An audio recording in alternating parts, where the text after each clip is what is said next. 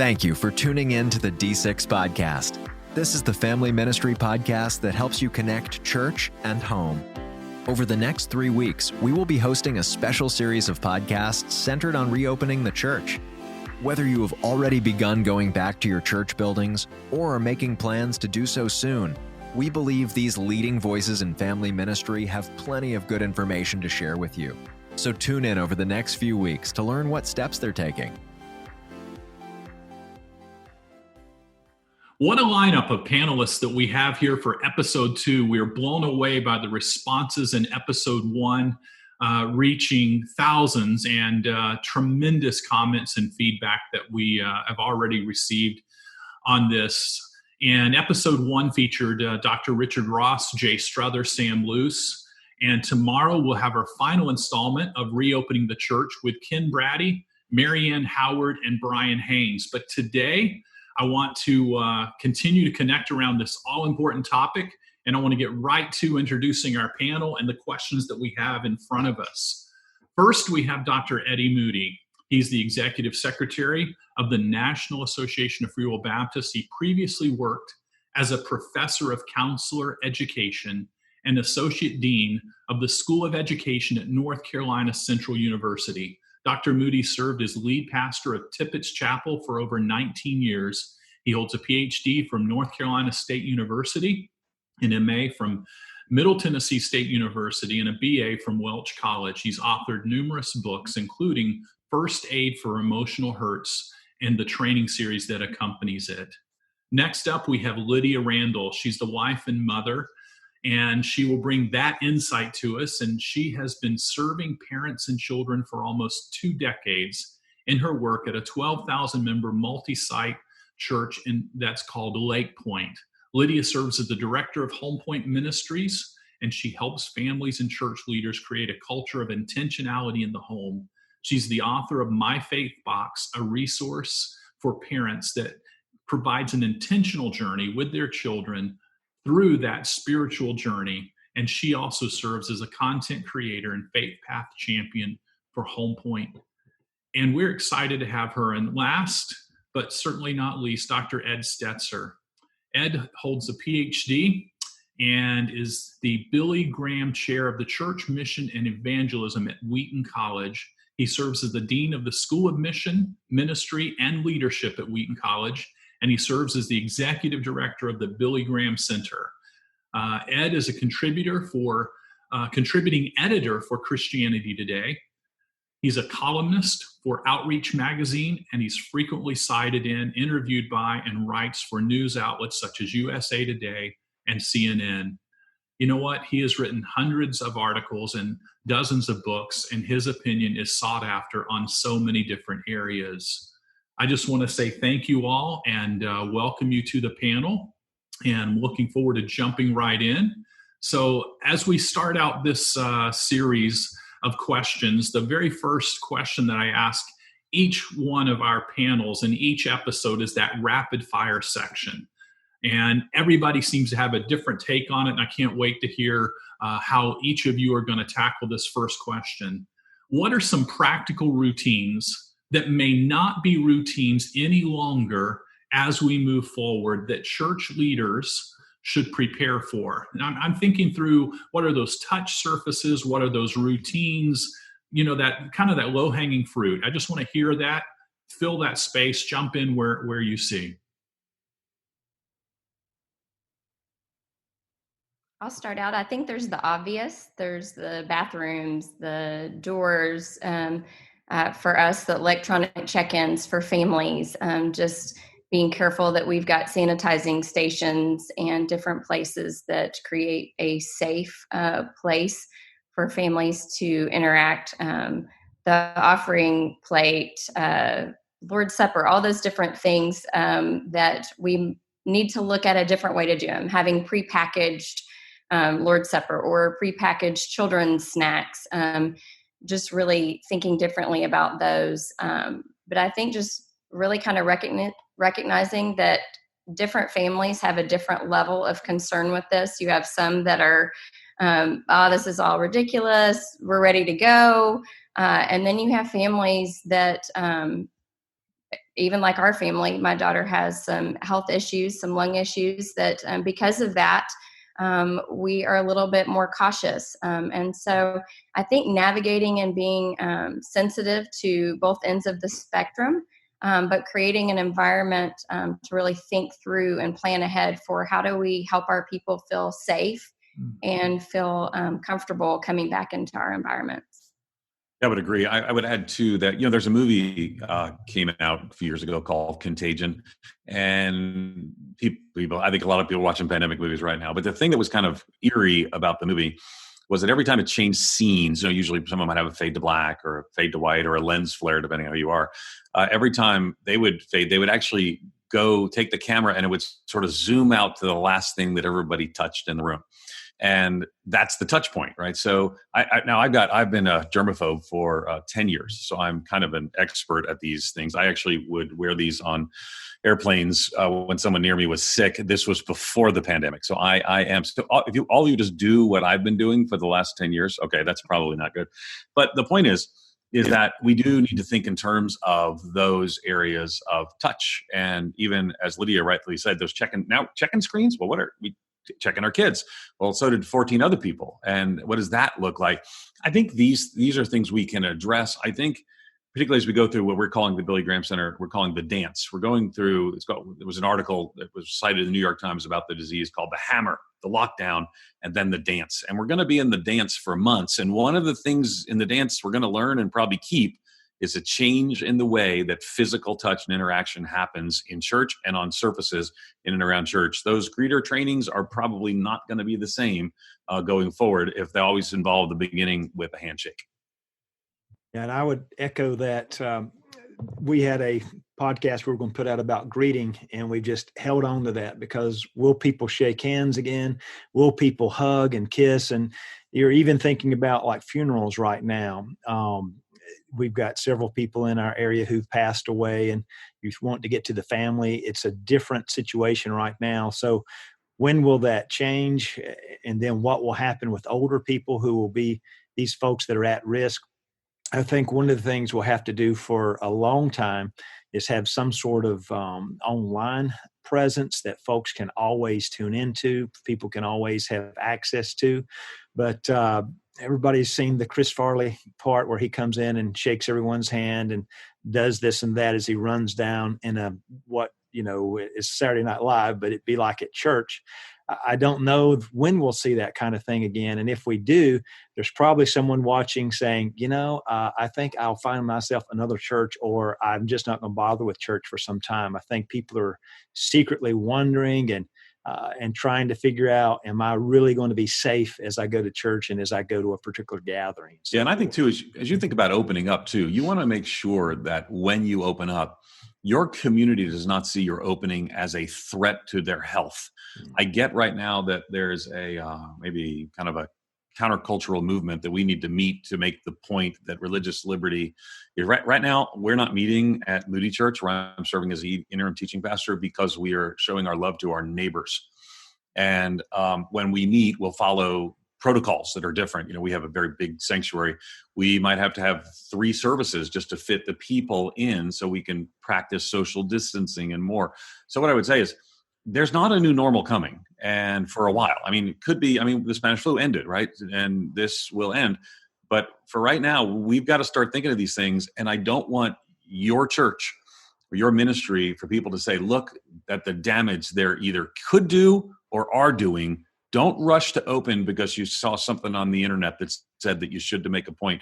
Love your community and let them know you love them by your choices as well. That's true. Good admonition. Keep going. What other areas are church leaders most likely to overlook in this reopening that we need to address? Well, Ed mentioned the greeting part. It's almost like, I've tried to think through what would I be doing now if I was pastoring, and it's more of a small church. But I think I would have folks there, maybe even helping people know where to sit, where to move to, making it very obvious. We've got all kinds of cleaning supplies everywhere. And if people want to wear a mask, that's encouraged, whatever it is that you would want to do and feel comfortable with.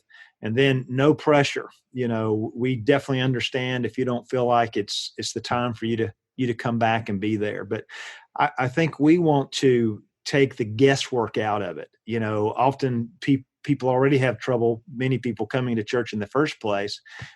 What am I supposed to do? What's expected? And actually have people kind of watching and helping folks with that, not in a legalistic way, but it's hard. It's just like going back to school. How will we handle those kinds of things? And I think we can learn a lot of lessons from that.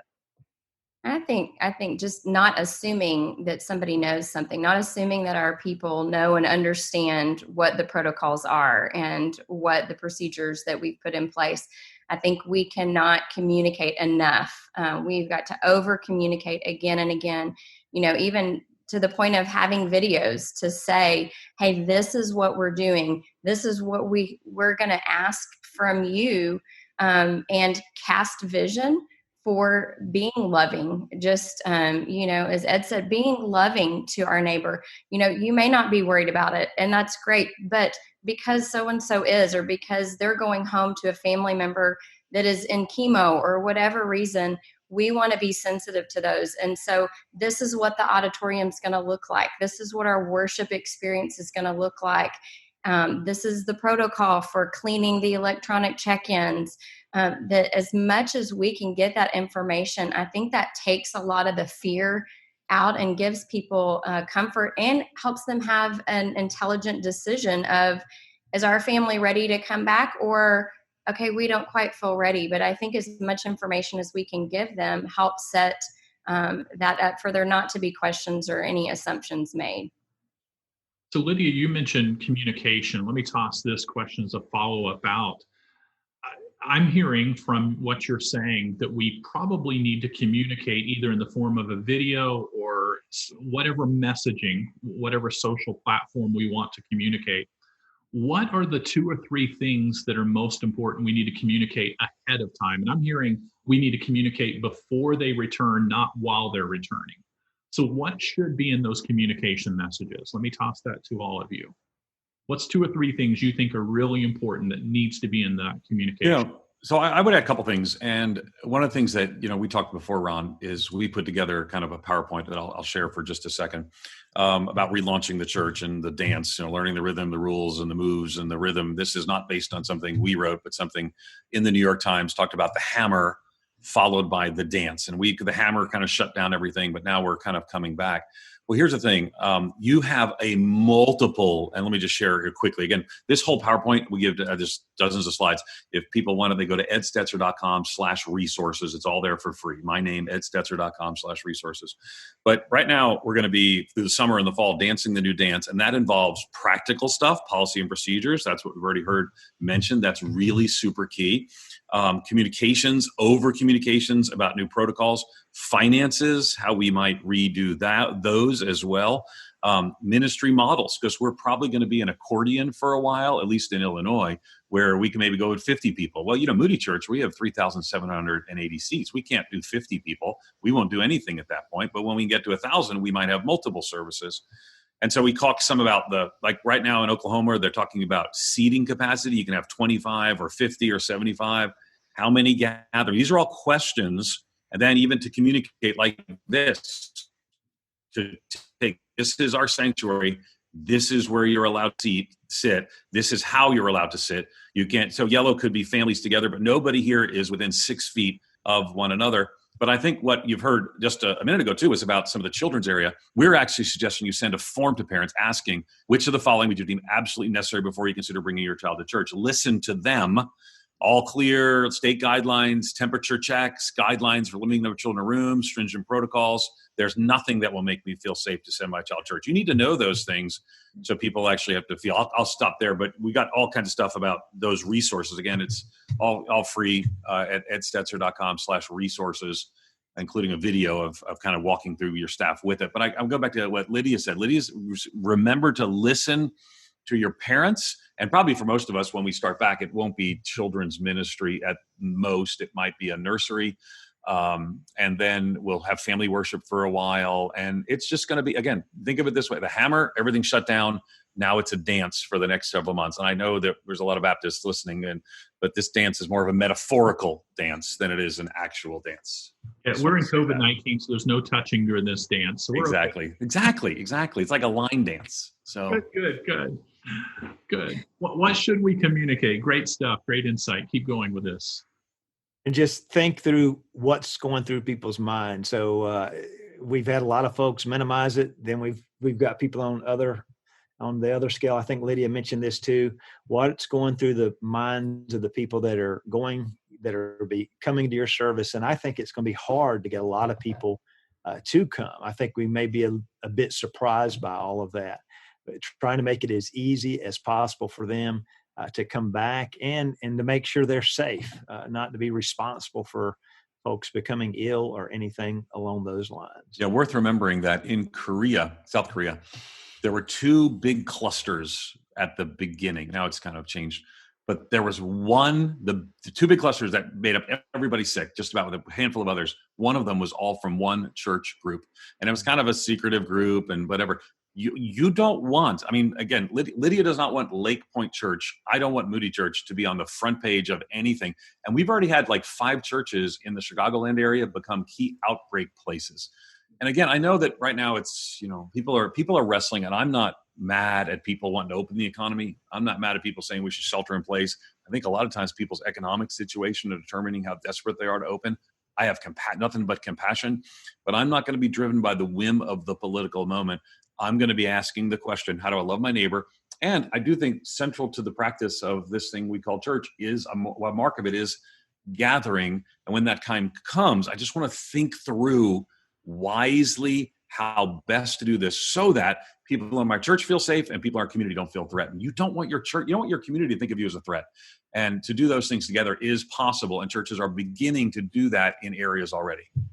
Yeah, at the beginning of this, there was a lot of hoarding going on where, the images we'll not forget of the empty grocery shelves. And I'm reminded of the phrase that Christians don't hoard, Christians help.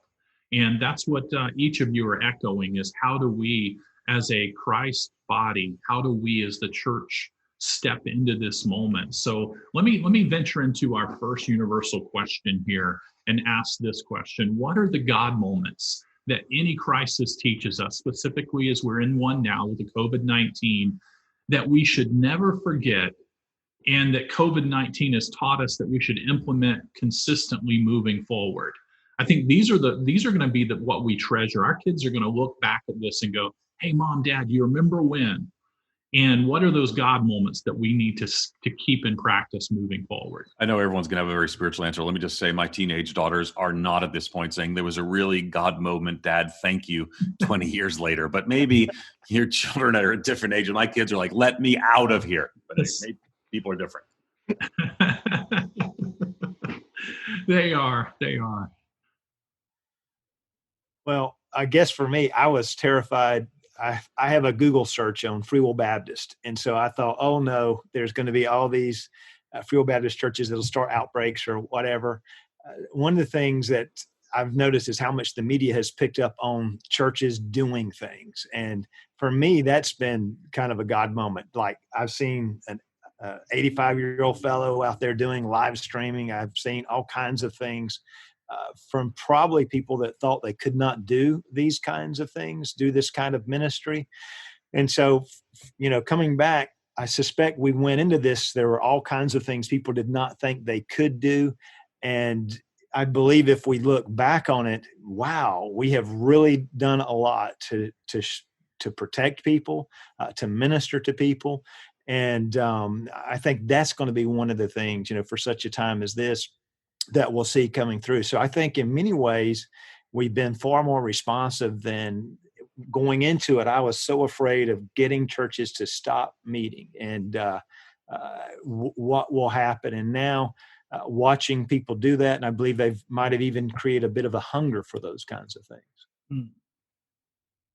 I'd say for me, there's 2 verses, and both of them are from Psalms that I think through this time have consistently come up. The first being Psalms 46:10, be still and know that I am God. And I think many of us would see this season as a gift. I know I have a little bit of slowing down, of hitting the pause and kind of the reset button.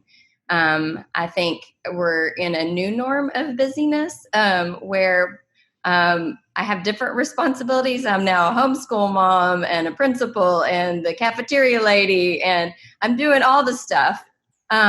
But it's different. Our schedules aren't packed. We're not running from thing to thing. And so I think there's a stillness that's happening in our homes that is beautiful and refreshing. I think in marriages and in families, I think we are positioned right now to live out Deuteronomy 6 in our homes than ever before. And I see families taking that on and sitting together in their living rooms and connecting, and it's neat.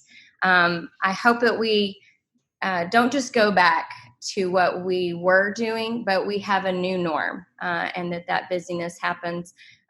We've been talking with our staff lately, and somebody made the comment of, if you are not being intentional and having time with your kids now, time was never the problem. And I thought that was such a great just word. But even going further than that is, if you're not being intentional in spending time with God, time was never the problem. And he's given us a gift of being still to know him and know him more deeply and more fully. The other verse would be Psalms 34:18. The Lord is close to the brokenhearted and saves those who are crushed in spirit. And also just knowing this is a time that has been horribly hard for a lot of people. There's been a lot of loss, a lot of fear, a lot of illness, and but there's also just a sweet promise there of God's nearness, and just the opportunity that we have to step into that opportunity to a world that is in desperate need and searching for something like never before. And so we have that opportunity to share the good news and to step into those opportunities. In light of my colleagues' answers, I'd like to respond by retracting my earlier flippant response and say, we have been spending hours in the Word of God together as a family, and we're actually making our own clothes now and churning our own butter in the basement. And no, those things, some of that was true. It actually has been really, because my daughters are 15, 18, and 21. And, my 18-year-old was supposed to walk in graduation, and she's not going to do that. And, all her friends you can't hang around with. And we were doing some quarantining where sometimes they can hang out together while they're social distanced. And it has been, and I love what we just said just a minute ago, Lydia, is that if you had not spent time with your kids, time wasn't the issue. And last night we painted together, and I've never painted since I was 9. And so, the opportunity here is great. And it feels like it's in that area, it's like one blessing before the next one goes to college. My kids are, I think, probably a little older than some others. I would say too, one of the things we're asking about is family patterns, but also one of the things we've tried to spend a lot of time on, and our team has at the Billy Graham Center, is also sort of church patterns too. What do we not want to lose? Again, I refer back to that PowerPoint that I'm giving to anybody who wants it at edstetzer.com/resources. But, that external focus, thank God for the external focus we've seen from some churches, right? So we've seen just churches step up, step out, stand in the gap. Technology, we're utilizing technology. Let's not, when this is done, let's not say, well, let's not use technology anymore. What a gift it has been to use some of these resources. What about our facilities? So Wheaton College, where I serve, is now being used as housing for first responders. Churches have been used as staging grounds in hospitals and more. Think about the importance small groups have taken now. I preached at one church, Chicago City Church, and after the streaming sermon, they all went to online Zoom parties by small group to discuss the message. Who would have thought? And yet now we could build these small groups up as well. And one of the things we're going to have to do is to restructure finances. We've done some research, and giving trends do continue to go down in most, not all, but in most. So I would say too, perhaps my biggest concern is I don't want us to go back to the way it was. Not that the way it was terrible. I miss parts of it. I miss church.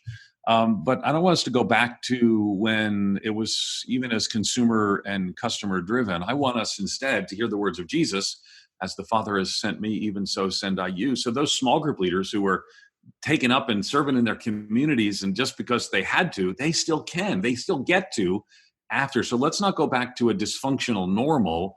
Let's take what the Lord has taught us. I've been part of the missional church conversation. I'm sure there's a Wikipedia article by that name. And in 20 years, people have been writing books and angsty blogs and, kind of concerned podcasts. And for 20 years, they've been saying, man, the church really needs to leave the building, to be on mission. And in about 1 month, God did what 20 years of angsty blogs and books didn't. The church left the building. Let's not let it just reset our personal lives and our church lives. Let's be more evident of what it looks like to be on mission. That's where a lot of our energy, kind of the resources we've been put at the Billy Graham Center, been focused on. Good stuff. Good stuff. Anyone else on that before I move to our individual questions? Then I'm going to ask Ed the first one. I know you just finished your answer, but let me follow up here because you mentioned missional, and I'm hearing more and more people getting to know their neighbors on a deeper level from the stay-at-home directive. Lydia just mentioned about, hey, if you're not spending time with your kids, then time was never the issue.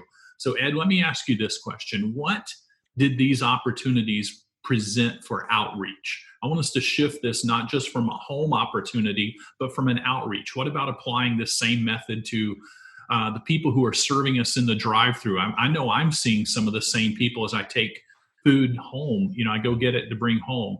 The same ones we might see consistently over and over, just doing business in the community. What are the missional implications of going forward? Yeah, we've seen a lot of new activity, which I think has been good. Don't mock me for having a PowerPoint, but I do have a different PowerPoint that I'll share with you. I see Lydia's mocking. Don't mock me. But this is what we do. What we do is we help church. What I want to do is I want churches to go home from this. I want them to download all this stuff and say, hey, let's go through this with our staff. But here's the PowerPoint we did on the 4 phases of the crisis. And we talked through where we started and phase 1. That's the video you saw, Ron. You mentioned the Facebook Live I did. So phase 1, pause and pivot. Phase 2, prepare and plan. Now, in prepare and plan, we actually talk about some of these missional activities, missional best practices during COVID-19. People can see them on their screen, right? Prayer walk through your neighborhood subdivision. Ask homeless shelters how you can serve them. No one in a homeless shelter gets to social distance. Become a drive-by COVID testing location. Some churches have done that. There's been some hit and miss on that. We've even tried to create something fun for people. That would be a good neighbor. We call it a good neighbor bingo board. What could they do here? Leave a note, for a few neighbors. Email, text, or call people. I went over to there's more here too. Other missional best practices. Just share toilet paper. That's like gold right now. Toilet paper is like gold.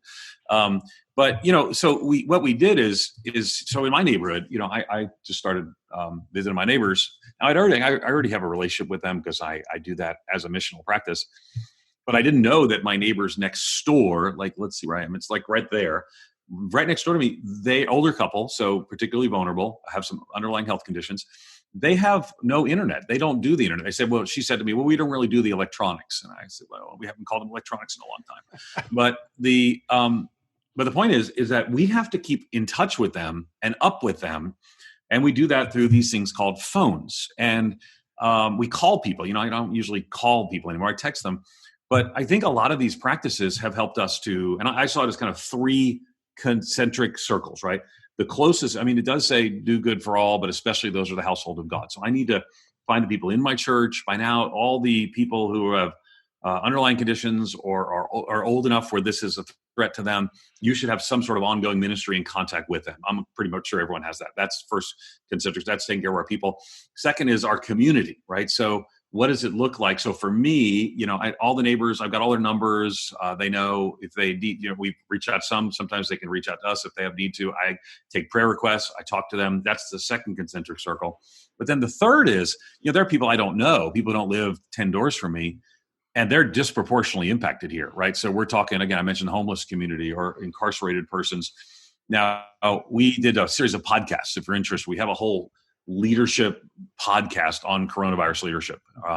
And we had Rick Warren on recently, and he talked about, that they either have a partner, like for us, we can partner with our school board. Our school board's doing a super job because pockets of poverty tend to be connected to where school lunch programs are. And so we can partner. So this is what Warren said. You can either partner or create a new program to maybe meet a need that's not there. But most, there's already a partner you can partner with. And that's kind of the third circle. So I think there are ways that we can and should be involved. I think that kind of flows from your question. And I think the question is, does that change in the months to come? Probably. But I think a heightened awareness of our neighbor, their need, a heightened awareness of the marginalized, the poor, and the hurting is a good thing always. Let's make sure we evidence it now. That's good. That's good. I knew you'd be spot on that answer. Lydia, let me shift us to children's ministry for a moment. When we can return to church, parents have been, I don't want to use this word, but there's no way around it, cooped up with their family. And I think they're looking forward to date night or, some separation where, hey, kids can have their moment, they can have their moments. But, there are concerns that when we return to church, that adults will do a good job with their social distancing on their own. How do we help kids when this is so unnatural for them? Or can we start back up children's ministry immediately, or does it need to wait? Even if the majority, we get our kids together, what about that one non-compliant child? What are the areas in children's ministry that we need to be thinking about and helping our volunteers navigate? Will you address that, Lydia? Yeah, and to be honest, I know some adults who I don't think are going to handle the social distancing very well. But yeah, you're talking about children who often have no concept of 6 feet. In our home specifically, I have a 10-year-old son and a 5-year-old daughter. My 10-year-old son has an understanding and a grasp of that. My daughter, she just knows she's going to be 6 next year. That's all she knows about 6, and she's excited. But there's nothing that's completely 6 feet means nothing to her. So I would say first and foremost, and I'm going to throw out the churchy answer. I think as leaders right now, we have got to be bold and specific in our prayers. I think we have got to get on our knees and pray for wisdom and direction and how to do this and how to do this well. I think just as Ed said, that we are a light in this time instead of being something that the church would be seen as anything negative or anything that would cause other people harm. And so I think doing that. So for us in our own home, and this is how we do everything, is I test everything out on my kiddos. But we've been talking about the hula hoop. And so, we have a hula hoop. We got our hula hoop. And so I've been talking with my daughter, Aspen, about you have your hula hoop and nobody gets in your hula hoop right now, and you don't get in somebody else's hula hoop. And that to her makes a little bit more sense than stay 6 feet apart, that we're going to be in our hula hoops and we're going to do that. I think the interesting thing that is going to be helpful for us to talk to our kids about is we've taught our kids to be honoring and respectful to people. So when they meet somebody, they're going to shake their hand. They're going to look in people's eyes.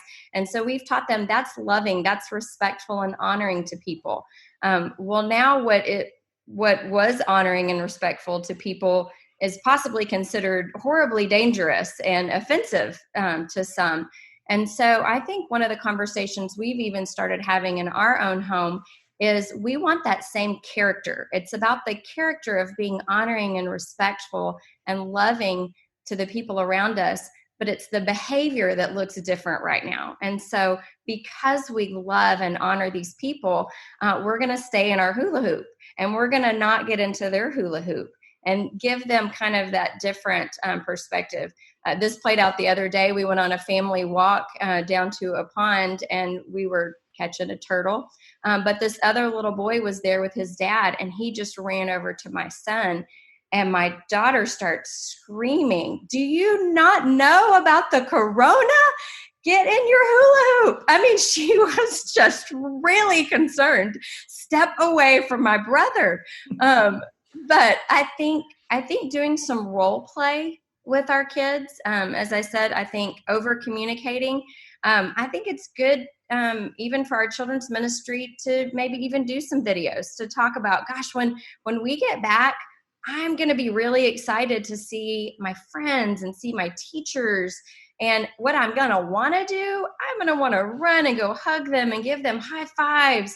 But you know what? Right now, this is what we're going to do. we're going to do this to honor each other and to love each other, to keep everybody safe right now. And so showing them, hey, instead of all these, we're not going to do this, let's come up with, hey, wouldn't it be fun if we did some air high fives or made it some air handshakes or some dance moves? Just some fun ways to give them creativity to connect with each other without feeling like it's a negative thing.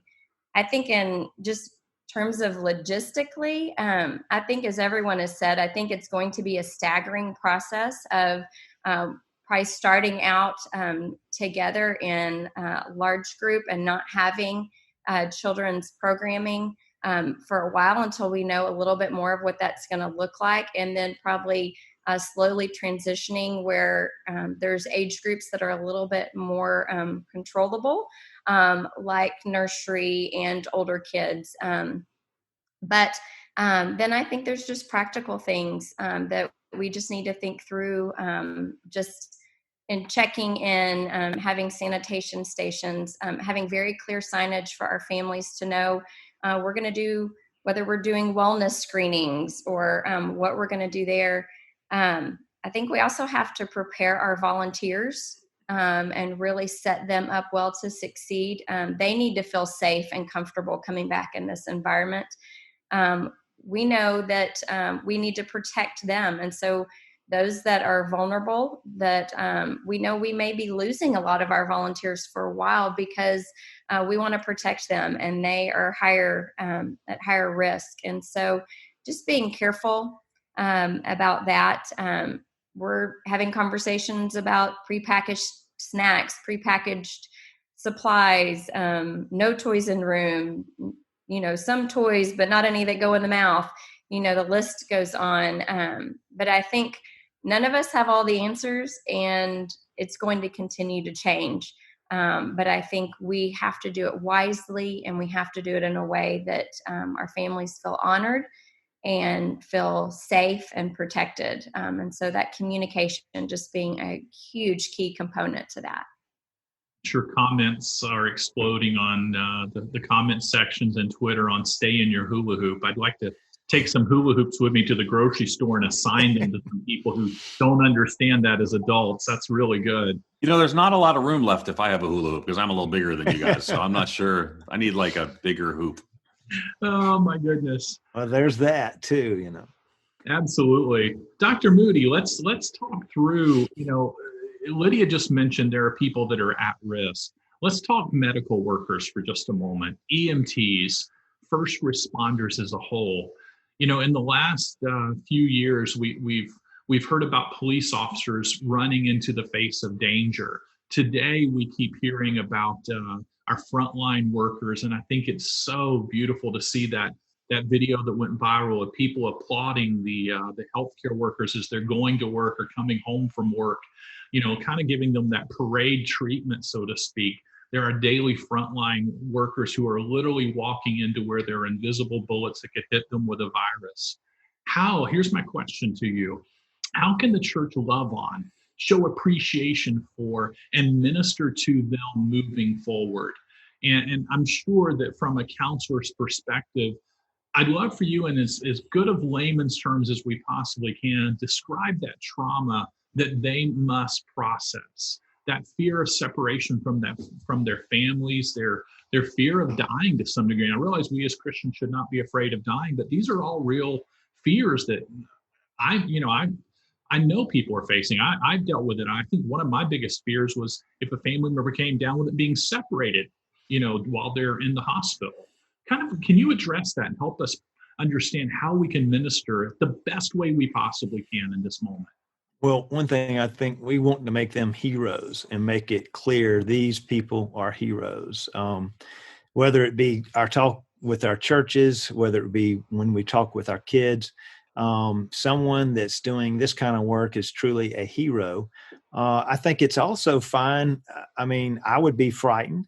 I think we all come home and we immediately take our clothes off and wash them. And I think for many of these individuals, they don't want to contaminate their children. And, many of them have stayed at other places to keep that from happening. And then when we look at people who've died from COVID-19, it's been a lot of health workers, especially in China, and there's just a lot of stress. I'm sure everyone knows about the physician who took her life Sunday, that had played a major role there in New York City. She had suffered from COVID-19 as well. And one of the things her dad said was, she's another victim of COVID-19. She gave her all to push back against it and fight against it. So I think it's important to think about what it might be like for these individuals who have been with people. Most of the folks that died of COVID-19 first died alone. And it's not just the disease, it's in nursing homes, it's people separated in any kind of hospital everywhere. So what must that be like for a healthcare professional that's trying to help them?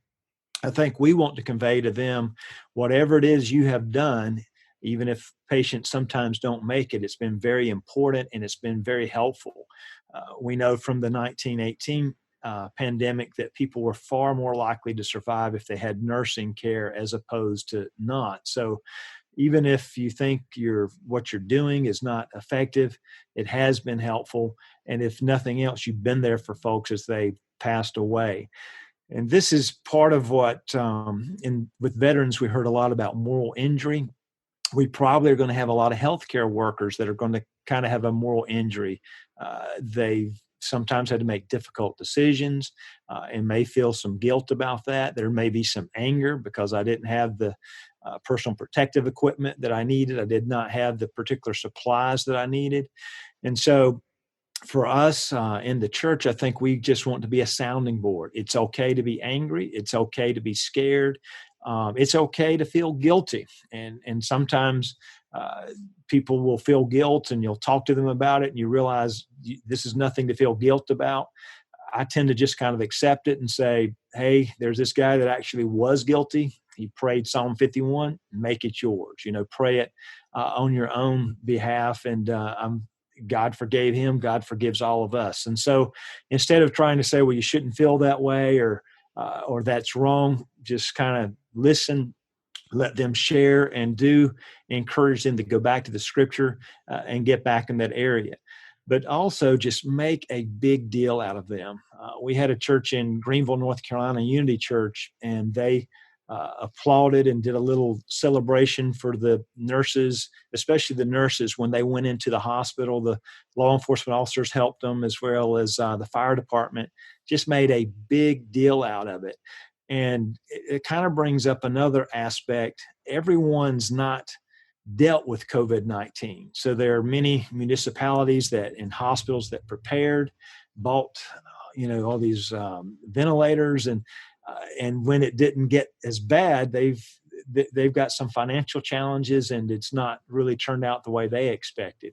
You being willing to do that, and of course we don't know what's in our future either for the fall, but your willingness to do that is all we care about. And then all of them have experienced stress in some way. So paying attention to that and doing what we can to meet their needs. I hope we'll see a lot of Christians go into nursing, as a result of this. We interviewed Ashley Lewis a couple of weeks ago on the Better Together podcast, and she talked about singing to folks that were on ventilators, Christian songs and so forth. That is a ministry. Yeah. That is, and you're putting yourself in danger. You can kind of get away with some things you couldn't get away with otherwise. And it's kind of like walking the walk, so to speak. So I think we celebrate them and we listen to them. Yeah. We're willing to pay attention to what they're going through. Well, my singing would not be ministry, it'd be misery, but I'm certainly thankful God has given some people good voices in this. So let me ask you this question, and I've asked our first episode, and I'll ask the next episode panelist. In the pivoting that our churches have done recently, there was a real move to bring church, take what was the experience on campus and take that on campus back to the people. And I think it's good to keep the word central, and I'm not taking away from preaching, but I'd like for us to address the balance between preaching and the opportunity to pastor or minister in our community here. Is there some advice that you would give to our pastors on balancing those two roles or ministry hats that we have seen played out in our society today?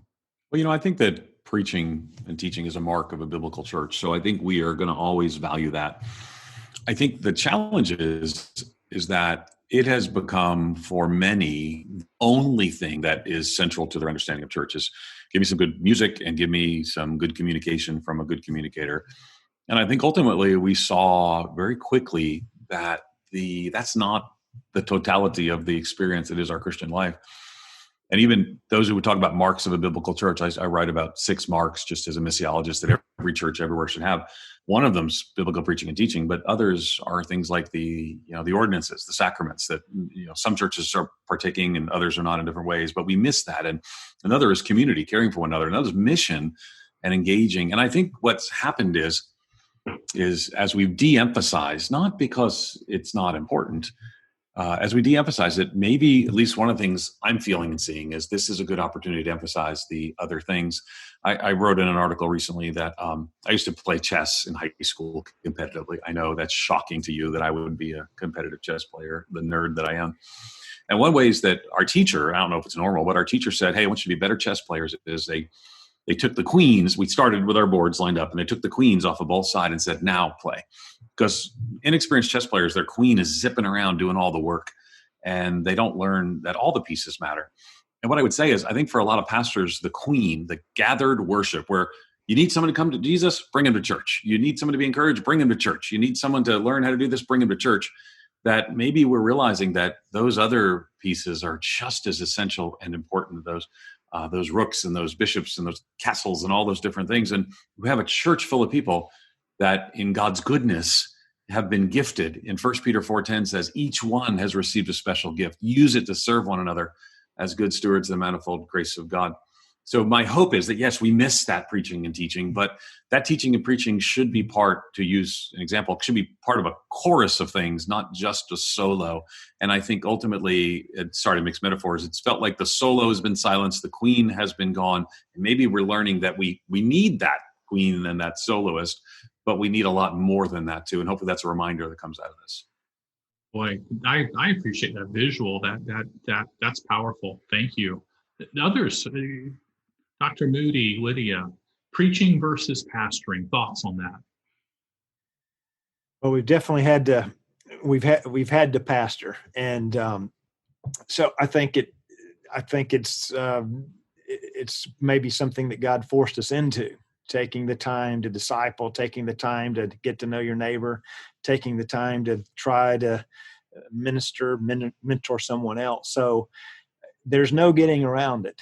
Preaching is not what it was. Preaching in a camera, even though there's televangelists and all that, but it is not the same. And so our churches, when this first started, we asked, how are our churches going to do? How will they get through it? And I think they may actually come out stronger because if they've been mentoring, if they've been discipling, if they've been building up one another, and I think also evangelism. So we stressed early on, contact your classmates, contact your coworkers, and contact lost family members. And I think at least initially, that was what was driving people to some of the online services. They knew so-and-so went to this church and they went and watched that. But I hope it's one of those things we do not lose. I want to think we've done pretty well with it. And I hope it's something we will keep doing as we go on, whatever this becomes down the road. Good. Lydia, thoughts? I think just as everybody has just really said, I think it has caused us to go into just out of need to innovate and move quickly in new dynamic ways. And I think it's been just that transition that I hope that becomes a new norm, that we see that potential and that opportunity to reach more and to disciple. It's not about how many Christians and how many people are packed in. It's about that we're becoming more like Christ, and that we're being a light, and that looks different. That even just equipping our homes to do discipleship in the home that we're their partner in that, but we're not supposed to be doing that job for them. But kind of that it's transitioned a little bit. And I think that's another positive thing that can come from this. Excellent. Ed, let me ask you this. What do you fear will be the most missed opportunity of this crisis that the church could have shown up and been more Christ-like to do or be, or maybe we as individuals, ever how you'd like to apply that? I guess partly I'm concerned is that as now opening or closing is becoming politicized, that evangelicals who can be on disproportionately on one side of the political aisle can make this into a political issue as well. And I've written about that. I'm concerned about people believing conspiracy theories, and we ought to be people who are driven by the truth. Jesus said, I am the way, the truth, and the life. So those are things that right now, I guess my biggest concern is we won't learn the lesson that I think God would have us to learn, which is that church is not about, among other things, is that church is not simply a distributor of religious goods and services that you go to if you like how it sounds and you like who talks. I think ultimately we need to see church as God's instrument. Ephesians 3:10, God has chosen the church to make known his manifold wisdom, but all of God's people being on mission. And the words of Jesus, again, as the Father has sent me, even so send I you. So we've seen a peak in mission engagement. Thank God for that. It took a little while. People had to think about how do I do that with social distancing, but we've provided and others have provided lots of ways to do that. But I think my greatest concern is that we won't learn the lessons the Lord has for us to learn. And I think some are. Some just can't wait to get back to what was before because they kind of like being the customer. And I don't think the Lord's called us to be customers. He's called us to be co-laborers. That's good. That's good. Lydia, let's shift this mindset just a little bit back to kids for a moment. I was going to ask you, how do you explain ongoing new behaviors to small children? But I think you nailed that in the hula hoop side of that. Let me expand that a little bit and say, what are the conversations moms and dads should be having with their kids and or teenagers in these moments? I think a lot of that is really dependent on your children. I think some kids are anxious and very nervous about the things that they're hearing. Most kids like for things to be a schedule and to know what's going on, and like that, it's comforting and it's reassuring to our kids. And so all of a sudden to have just a halt at all of those things, I think it's very stressful for our children. It's stressful for us as adults, but I think even more so for our children to navigate that. And so I think creating some safe places for our kids to be able to talk about that. One of the practices that we love doing in our home is just going on our family walks. I think especially with boys, there's a lot of time that my son will not talk about his feelings or him being anxious or fearful about things. But when we go on our walks and we're not eye to eye, but we're just next to each other, he just unloads everything. He's getting some physical activity. He's getting to get out there. But it's just like all the stuff comes flowing out, all the things he's nervous about or he's worried about or the things he misses. It's a great opportunity to step into those and point to Christ. Those are our God moments. Those are our moments that we don't want to miss.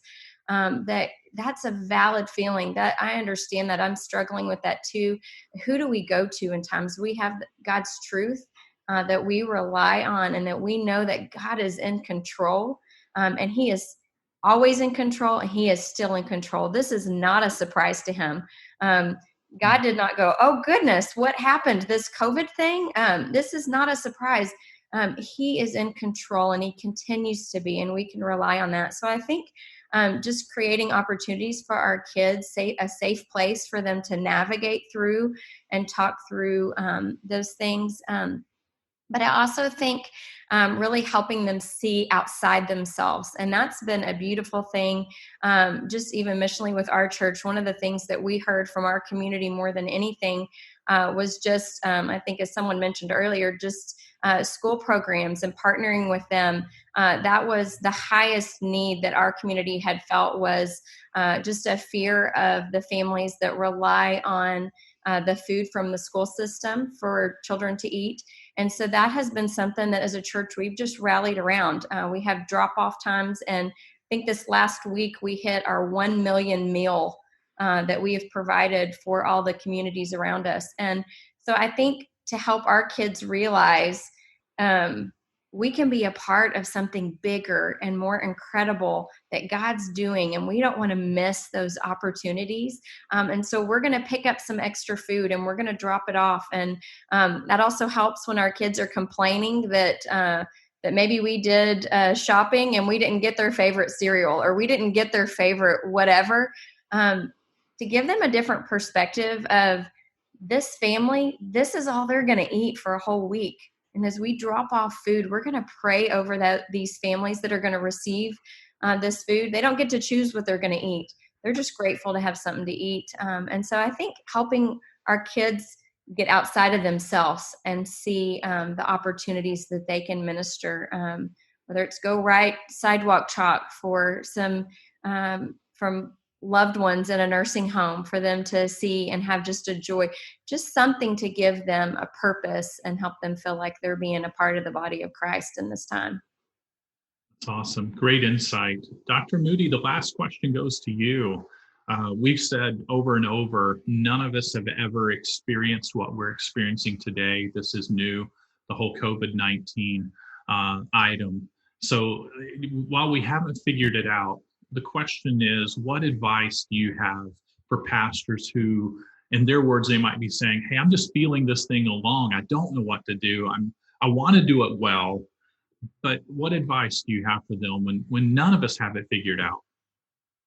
Well, I think we come back and say none of us do have it figured out. And so we it's kind of like Lydia mentioned a minute ago, the Lord's not surprised. And so why is it the Lord has put me here at this particular point in history?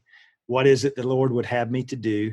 And so let's just keep on doing whatever God would have me to do and just to be as faithful as possible. I do think it's helpful to go back and study the 1918 pandemic. You know, Ecclesiastes says there's nothing new under the sun. And so look at what the church did at that point. Think about if that happens the same way going forward for us in the fall and the spring, like it was in 1919, what is it that we can expect?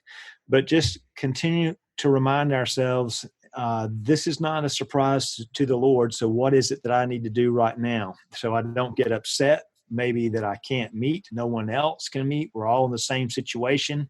So what do I need to do? How can I still fulfill the charge God has given me? How can I still use the gifts that God has given me? And what is it God wants me to do in this particular situation at this particular time? That is awesome. That is awesome. One last group question I'll toss out as we wrap up. I know in our ministry at Randall House in D6, we launched a COVID-19 drop page on d6family.com that listed a whole lot of free resources. A couple that weren't, but most of them were absolutely free. I actually have been recommending to pastors through this period of time a book that we did not publish, so I'm not trying to promote one that we did, but it's Canoeing the Mountains by Todd Bolsinger. And the very basic premise of the book is the world in front of us looks very different than the world behind us. How do we as Christian leaders adapt? And that's what we're looking at, is adaptive leadership. I think you would find that encouraging. So my question is, in this order, Ed Stetzer, Dr. Moody, and then Lydia for the final word. What resources would you like to point people to that are listening today that might also be a help? Can I just say that Todd Bolsinger's book is really great. I literally was teaching from it 3 days ago, and the metaphor, the picture they use is Lewis and Clark, who were supposed to kind of track the Mississippi. They brought canoes, and they found out the Mississippi goes through the Rockies. And it's like, what do we do now? And that's kind of where we are right now. So a couple of things, just following what Dr. Moody said, is that this is a resource we developed in partnership with the National Association of Evangelicals, in addition with Church United and National Christian Foundation. We've brought together resources to help leaders. This is resilientchurchleadership.com, right? resilientchurchleadership.com. And so we got webinars, people are going to have hard times here, right? We're seeing the helpers now needing some help. We've got webinars, spiritual first aid. We've got summit. We've actually got some free coaching from counselors. We're trying to be careful what word we use, but pastors in crisis, we've got a way for you to connect as well. The Walter Kim's the new president of the NEE, and I share a little opening, different resources from pastors, church leaders, as well. These are all kind of, and then different articles. This is for you when you're struggling, and people will be experiencing that as well. I mentioned the resources, edstetzer.com/resources. These are some of the things that are there. I showed this slide earlier. They can see here.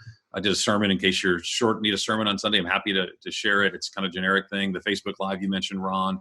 Phases of the Crisis, English and Spanish, how to open your church. All these, what we try to do is not, and that's a leadership coaching thing I have, which is free for a month as well.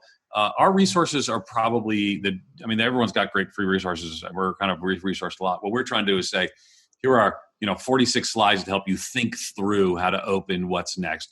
How do you solve, for example, the questions to ask parents that we got 7 questions you should rate your parents about beforehand. So it's those kinds of resources, and all that's available at edstetzer.com/resources. Excellent. So we have some resources, Ron, at nafwb.org/COVID-19.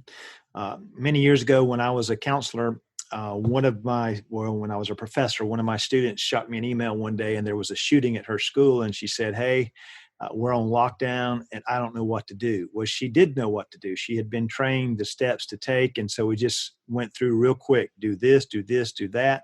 And then once the lockdown lifts, go into action. And so that's something we kind of think about. We try to give people a sheet.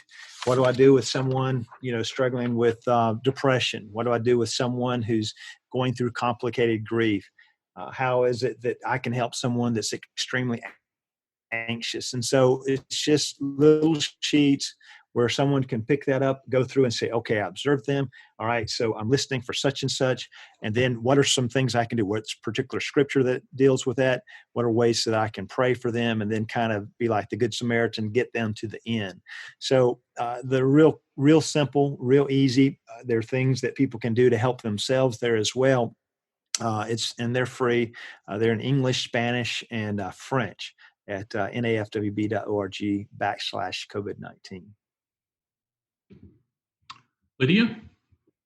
Yeah, I think one of the things with the Home Point ministry and helping try to equip the home to be intentional, I think just realizing that none of us are going to drift towards intentionality. That's not going to be something that we just happen to do. That's going to be something that we really have to make a choice to do and really help our homes to be intentional in that. And so at Lake Point, we create and write those resources, and then we have the broader Home Point Inc., where at drivefaithhome.com, families can learn more about, or churches can learn more about how to utilize those resources to help equip the home. And so one of the things we've done is just offered some free taste tests and samples of stuck at home marriage date nights, stuck at home family time together. And so really just trying to provide churches just easy wins with their families to say, hey, you are stuck at home. This is a time to choose to be intentional. And you don't have to come up with it. We're going to help you do that. And so you can go to drivefaithhome.com/free-access. And there's some just free resources and tools that we want to offer right now to help you to really challenge your families to be intentional and utilize this time to the best of their ability. Those are all excellent resources. Our team has texted me and said, hey, make sure you remind them of the D6 family app. Tons of free resources on there. There's Ed Stetzer mentioned his bingo game earlier. We have family fun questions game on there where if you're sitting around, you can ask these questions, and it really probes to the heart of what you're going to do, as well as free devotions. Well, thank you to this incredible group of panelists. They have continued this conversation so well. And tomorrow we'll have the final panel with Ken Brady, Marianne Howard, Brian Haynes, and they will finish up this 3-part series, Reopening the Church. While COVID fits the category of one of the worst catastrophes in modern history, many newly acquired habits we've heard from these panelists today should continue to serve our church well. There will be at some point in the future a new normal, if there is such a thing, but the shelter in place has certainly created a more Deuteronomy 6 environment in our homes and evangelistic opportunities with our neighbors in our community of businesses. In a crisis that separates, our challenge to you is to look for ways to better connect. Join us tomorrow for our final episode in Reopening the Church. Thanks for being with us today, and thank you all as panelists today.